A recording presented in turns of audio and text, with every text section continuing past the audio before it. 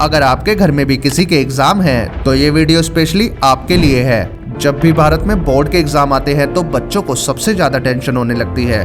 कई बच्चे तो एग्जाम का प्रेशर ही नहीं झेल पाते। तो हम आपको बताएंगे कि कैसे बच्चे को एग्जाम के लिए मेंटली प्रिपेयर करें ताकि बच्चे एग्जाम की टेंशन भी न ले और बच्चों के एग्जाम भी एकदम फर्स्ट क्लास जाए। एकदम पन्ना फाड़ परीक्षा दीजिएगा। सबसे पहली सलाह तो हमारी उन्हीं बच्चों को ही रहेगी जो खुद एग्जाम में बैठेंगे। सबसे पहले घबराना नहीं है। आपको बिल्कुल भी नहीं घबराना है। आप बस ऐसे सोचिएगा जैसे ये आपके 9th और 11th के नॉर्मली एग्जाम हैं जिन्हें आपके स्कूल हर साल कंडक्ट कराते हैं। जैसे ही आप अपने मन में ये इमेजिनेशन कर लोगे कि ये बोर्ड के हाई प्रेशर एग्जाम नहीं बल्कि एक नॉर्मल एग्जाम है जिन्हें आप हर साल देते हैं तो आपका आधा काम तो ऐसे ही हो जाएगा। जब भी हम किसी चीज का अपने मन में डर बैठा लेते हैं तो वो चीज हम पर हावी होने लगती है जिससे ह्यूमन ब्रेन भी 75% कम काम करता है। तो अगर आप भी अपने दिमाग के घोड़े अपने एग्जाम में दौड़ाना चाहते हैं तो अपने आप पर प्रेशर थोड़ा कम लें। पूरा दिन पढ़ाई करने से कोई फायदा नहीं होगा क्योंकि जितना हमारी बॉडी को ऑक्सीजन जरूरी होता है उतना ही हमारी बॉडी के लिए मेंटली रेस्ट भी जरूरी होता है जिसे हम अंदरूनी शांति भी कहते हैं। अंदरूनी शांति। अब दूसरी सलाह बच्चों की फैमिली को है। अगर आपके घर में भी आपके बच्चे के एग्जाम है तो इसमें सबसे बड़ा रोल आपका है। आपका बच्चा अभी एडोलसेंस है, उसे अभी लाइफ के बारे में ज्यादा नहीं पता तो आप समझदार होने के नाते अपने बच्चों को ऐसा माहौल दीजिए जिससे वो शांति से पढ़ पाए और समय के साथ वो आराम भी कर लें। आराम करने से उनकी बॉडी रिलैक्स होगी और बच्चों पर मेंटली प्रेशर भी बहुत कम रहेगा जिससे आपका बच्चा अपने आने वाले एग्जामों में अपनी बेस्ट परफॉर्मेंस देगा। सिस्टम पार देंगे। बच्चों पर ध्यान रखें और उससे बीच बीच में पढ़ाई से रिलेटेड सवाल भी पूछते रहें जिससे आपको ये तो पता चलेगा ही कि आपके बच्चे की तैयारी कैसी चल रही है। साथ ही इससे आपके बच्चे का रिवीजन भी हो जाएगा। अब तीसरी आपको सलाह नहीं बल्कि चेतावनी है। आप एक समय सीमा के अनुसार अपने बच्चे से फोन छीन लीजिए और उसको ये फोन तभी दीजिए जब उसके एग्जाम खत्म हो जाए। अक्सर ये देखा गया है कि बच्चे पढ़ने की बजाय सारा दिन फोन चलाते रहते हैं और कुछ बच्चे तो फोन के इतने एडिक्ट होते हैं कि अगर आप उनसे उनका फोन छीन लेंगे तो वो चिड़चिड़े हो जाते हैं, खाना नहीं खाते, उल्टी पुल्टी हरकतें करते हैं। लेकिन आप उनकी बातों में बिल्कुल मत आइएगा। बच्चे सिर्फ कुछ ही देर के लिए नखरे करेंगे और फिर वो नॉर्मल हो जाएंगे। फिर उन्हें आप फोन की जगह बुक्स दे दीजिएगा। एक टेक्निकल रिसर्च में ये पता लगा है कि अगर एक बुक्स पढ़ने वाले बच्चे का और एक मोबाइल चलाने वाले बच्चे का कंपैरिजन किया जाए तो बुक्स पढ़ने वाले बच्चे ज्यादा क्रिएटिविटी और हाईली प्रेशर को ऑब्जर्व करने वाले बच्चे होते हैं जबकि मोबाइल चलाने वाले बच्चे आलसी और इमेजिनरी टाइप होते हैं जो कि बस इमेजिन करते रहते हैं कि काश ऐसा हो जाए वैसा हो जाए। असल में इस टाइप के बच्चों को टेबल पर रखा पानी का गिलास उठाने में भी मौत आती है। तो जितना पॉसिबल हो सके आप अपने बच्चे को मोबाइल से दूर रखिएगा, स्पेशली एग्जाम के आसपास।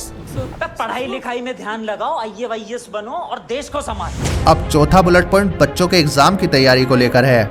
बहुत बार ये देखा गया है कि जो बच्चे एग्जाम देने जा रहे होते हैं अक्सर उनका बैकग्राउंड इतना सॉलिड नहीं होता कि उनके माँ बाप उनकी तैयारियां करा सके क्योंकि माँ बाप उतने पढ़े लिखे नहीं होते जितने उनके बच्चे पढ़े लिखे होते हैं। तो ऐसे बच्चों को टेंशन हो जाती है कि आखिर उन्हें कौन बताएगा कि एग्जाम का फॉर्मेट कैसा होगा, नियम कानून एग्जाम में क्या होंगे और तैयारी एग्जाम की कैसे होगी। तो ऐसे बच्चों को बिल्कुल भी डरने की जरूरत नहीं है। आप अपने दोस्तों से अपने एग्जाम के प्रोसेस के बारे में बात कर सकते हैं या YouTube पर कोई भी एग्जाम से रिलेटेड वीडियो देख सकते हैं। और अगर आपके पास इंटरनेट की सुविधा नहीं है तो आप अपने नज़दीकी बुक स्टोर से जाकर क्वेश्चंस बैंक ला सकते हैं जिसमें आपके एग्जाम पेपर के बारे में ज़्यादा जानकारियाँ होती है। साथ ही आप इंटरनेट पर पिछले 5 सालों के क्वेश्चन पेपर भी देख सकते हैं जिससे आपको अच्छे से आइडिया हो जाएगा कि आपका एक्चुअली एग्जाम का फॉर्मेट कैसा होता है और इसमें क्या क्या चीज़ें आती हैं। पांचवा और सबसे आखिरी इंपॉर्टेंट पॉइंट है आपका टाइम मैनेजमेंट। ये सबसे गोल्डन की है आपके एग्जाम में। अगर आपका टाइम मैनेजमेंट अच्छा है तो बिलीव मी दोस्तों आपका एग्जाम में पास होना ऑलमोस्ट फिक्स है। हो सकता है आप टाइम मैनेजमेंट को अपनाने से टॉप भी कर जाए। दोस्तों टाइम मैनेजमेंट हमारे जीवन में इतनी बड़ी भूमिका निभाता है कि इसे दुनिया में हर रिच पर्सन यूज करता है। अंबानी से लेकर टाटा तक हर कोई टाइम मैनेजमेंट का यूज करता है। तो टाइम मैनेजमेंट को आप भी अपने एग्जाम टाइम में फॉलो कर सकते हैं जिसमें आपको ज्यादा कुछ करने की जरूरत नहीं है। बस आपको अपने टाइम को स्प्रेड करने से रोकना है। मतलब आप जो भी बेफजूल की चीजें करते हैं उन सब को आपको बंद करना पड़ेगा और अपने वैल्यूबल टाइम को राइट डायरेक्शन में कैलकुलेट करना होगा। आप अपने पढ़ाई से लेकर अपने रेस्ट करने तक का समय तय कर सकते हैं कि कितने घंटे आपको पढ़ाई करनी है, कितने बजे से कितने बजे तक आपको सोना है, आपको कितने टाइम तक खाना खाना है, एक्सेट्रा एक्सेट्रा। टाइम मैनेजमेंट को अपनाने से आपकी ब्रेन नॉलेज पावर भी इंक्रीज होगी और साथ ही आपको ये भी पता चलेगा कि आप कितने प्रेशर को झेल सकते हैं। तो एट द लास्ट हम आपको आपके एग्जाम के लिए 5 गोल्डन कीज बताते हैं, जिस पर अगर आपने काम कर लिया तो आपकी नैया इन एग्जामों में पार हो जाएगी। पहला है टेंशन बिल्कुल कम ले और अपना ध्यान सिर्फ अपने टारगेट पर रखें। दूसरा है अपनी फैमिली के साथ ज़्यादा टाइम स्पेंड करें अपने बाहर के दोस्तों के बजाय। तीसरा है अपने फ़ोन से दूर रहे और एग्ज़ाम तक अपने फ़ोन को बंद कर दें।